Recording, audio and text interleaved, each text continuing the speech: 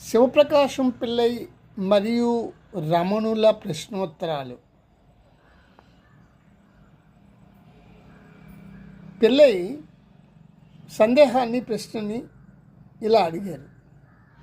అయితే ఆ సత్యాన్ని, ఆ శివస్వరూపాన్ని ఎలా సాక్షాత్కరింప చేసుకోవటం అని అడిగారు. దానికి సమాధానంగా రమణులు ఏమన్నారంటే, సాక్షాత్కారము అంటే వేరేగా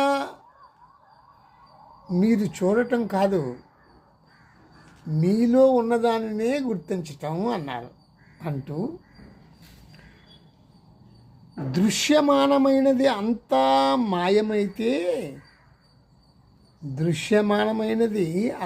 మాయమైతే ద్రష్ట యొక్క నిజతత్వం బయటపడుతుంది.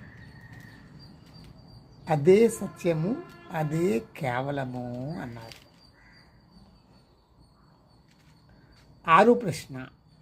పిల్లై 6వ ప్రశ్న వేశారు. వస్తుజాలాన్ని చూచేటప్పుడు ఆ శివస్వరూపాన్ని సాక్షాత్కరింప చేసుకోవటం ఎలా చేసుకోలేమా?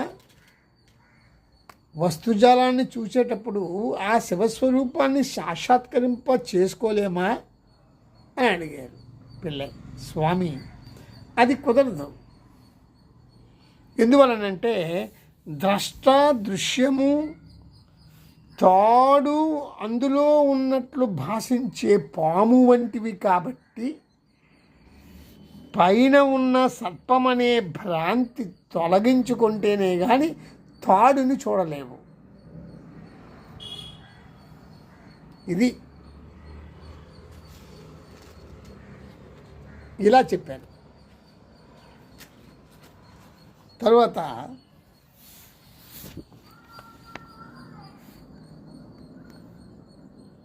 7వ ప్రశ్న.